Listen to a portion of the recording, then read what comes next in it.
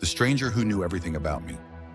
In 2019, a woman in Seattle received a phone call from someone who knew her morning routine, her coffee order, the route she took to work, and the name of her childhood dog.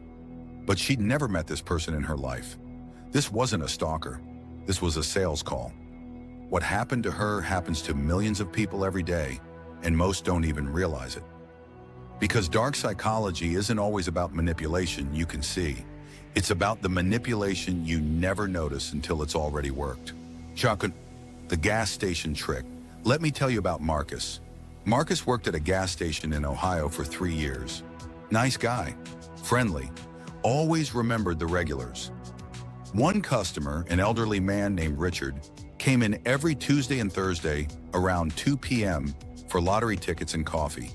Marcus noticed Richard always paid cash, always wore expensive watches, often mentioned his wife had passed away, and his kids lived out of state. Over 18 months, Marcus built trust, asked about Richard's week, laughed at his jokes, became the closest thing to a friend Richard had in his routine. Then one day Marcus mentioned he was struggling to pay for his mother's surgery. Just casually, just a comment. Richard offered to help. Marcus refused at first. Richard insisted, wrote him a check for $2,000. 2 weeks later, Marcus mentioned another problem, then another.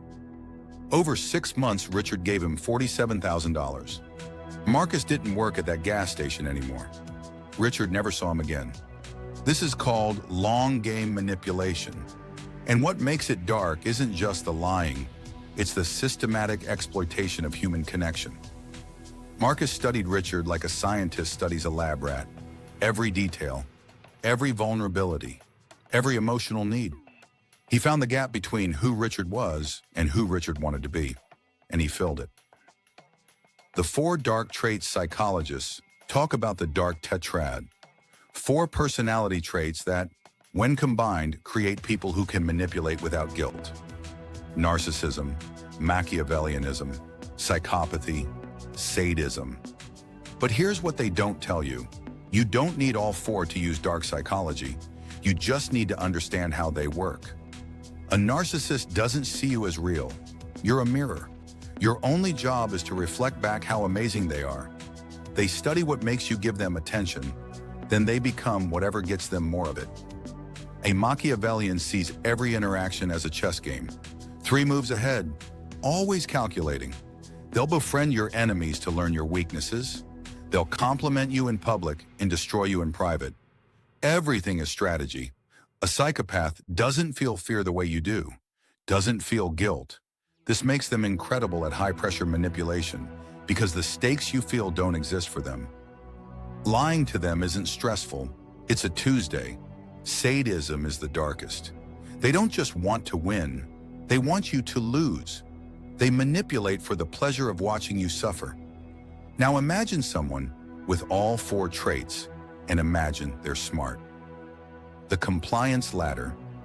There's a technique interrogators use called the compliance ladder. You don't ask for what you want, you build up to it.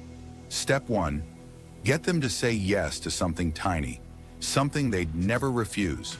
Can you tell me what time it is? Could you hold this for a second? Do you have a minute? These aren't real questions. They're psychological footprints. Once you say yes the first time, saying yes again becomes easier. You've established yourself as someone who complies. Step 2, slightly bigger request, still reasonable. Could you watch my stuff while I use the bathroom? Step 3, now you're invested. You've already helped. Walking away feels inconsistent with who you've shown yourself to be. Hey, my phone died. Could I borrow yours for one quick call? By step 5, you're giving a stranger your phone, your address, your trust, and you don't even remember deciding to. This is how cults work. This is how abusive relationships work. This is how you end up doing things you swore you'd never do, because nobody wakes up one day and decides to join a cult. They say yes to coffee, then to a meeting, then to a weekend retreat. Each step feels small, but you're climbing. The mirror test. Here's something that'll make you uncomfortable. Think about the last time you wanted something from someone, really wanted it. a favor, forgiveness, a second chance. Did you mirror their body language? Did you use their words back at them? Did you wait for the right moment when they were tired, or happy, or vulnerable? Did you tell them a story about yourself that made you look sympathetic? That's dark psychology. The difference between influence and manipulation is paper thin. It's intent. And sometimes, if you're honest, you can't even remember what your intent was. We all use these techniques. Every salesperson, every parent, every person